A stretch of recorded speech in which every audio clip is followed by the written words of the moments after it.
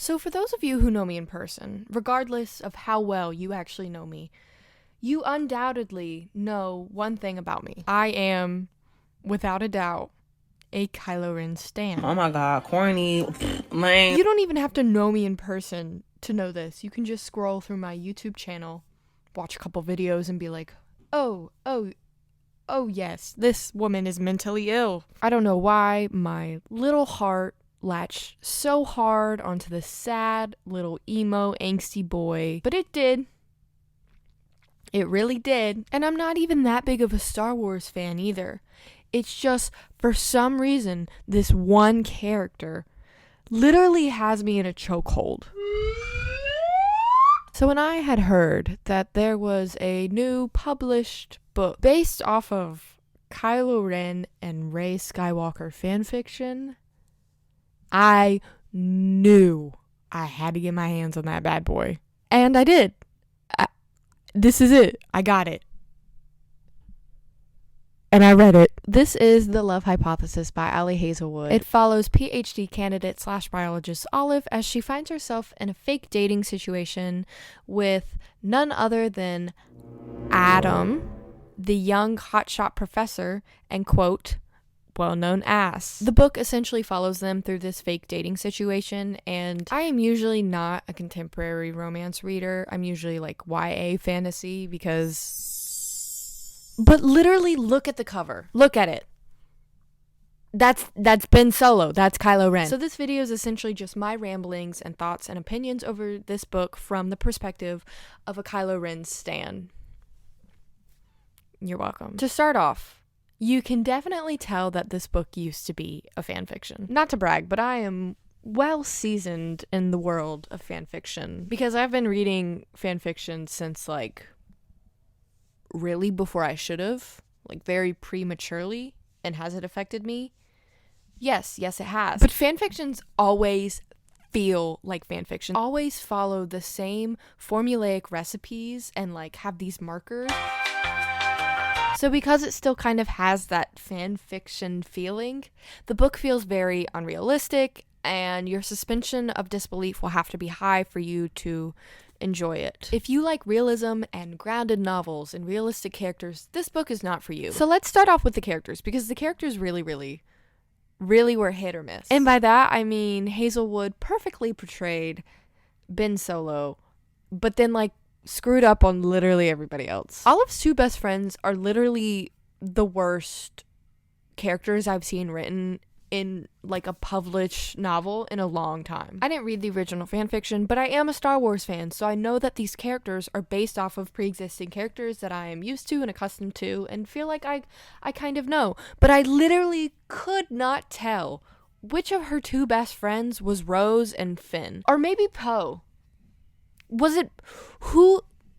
I literally don't know. Let's begin with An, Rose's best friend who wanted to date her ex-boyfriend, because she pissed me off quite a bit. An is not a character at all. Only reason she is a character, the only purpose that she serves in the book, is to be the initiator of the awkward and uncomfortable dating situations that Olive and Adam find themselves in. And it is so creepy. It's so uncomfortable. There are a couple instances where this happened, and I'll try to be as spoiler free as I can, but so in one instance, Adam does something admirable, and An is like, oh my god, Olive, go kiss your boyfriend in front of a crowd of 35 people.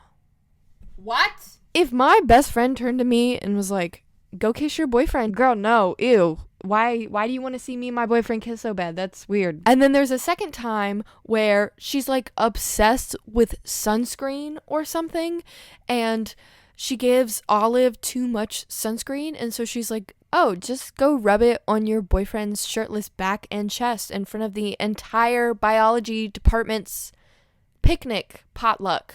What? What type of person pushes for PDA like that? Ew. In a work setting? So other than initiating these terrible, awkward, terrible situations, An doesn't do anything.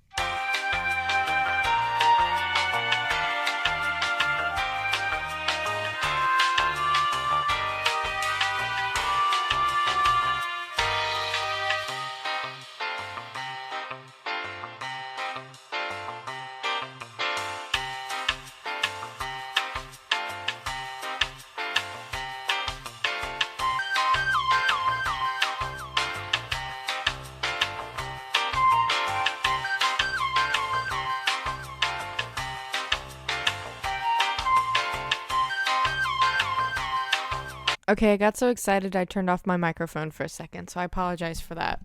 Oh my god, my notes. Y'all, my notes are cracking me up. This is what I said.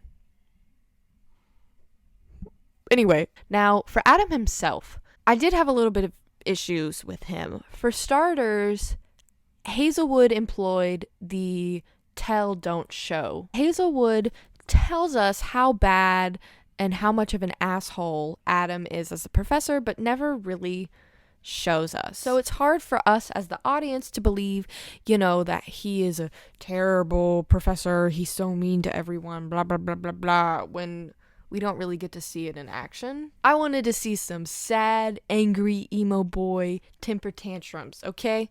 That's what I like. Now, this is a family channel, so I wasn't gonna mention the smut, but, I was expecting more. I'll say it. I was expecting more. Maybe I'm just too accustomed to stuff like Fix Your Attitude, which, if you know, you know. And if you don't, people are rating this really spicy on Book Talk. Like, girl, read a book. And the very last thing I didn't really like about the book was simply the cover design. This is ugly. The placing of the title pisses me off. Why are the Y and the P ever so slightly covered up by Adam's hair? Why does it look off-centered? Why is Ali Hazelwood's name in this font a novel? Everything about it irks me the wrong way, and I hate it. So those are my overall thoughts about The Love Hypothesis by Ali Hazelwood. Despite my grievances with it, I really enjoyed it. Because I was able to suspend my disbelief incredibly high, it was a very easy and entertaining read, and I doubt I would have enjoyed it as much if I didn't have the prerequisite of it being connected to Star Wars and Adam Driver and yada yada yada, but I still really enjoyed it. It served its purpose of entertaining me and reminding me of Kylo Ren, and really that's all I ever need. So I rate it a good 8 out of 10, 3.75 out of 5. I liked it. If you're a big fan of Kylo Ren, not specifically Star Wars, but just Kylo Ren, I would recommend picking this book up. Also, if you're interested in, biology and women in STEM, I would potentially also pick this up. Thank you for watching my video and listening to my very unorganized, rambly opinions. I appreciate it more than you'll ever know. Goodbye, I love you. Mwah!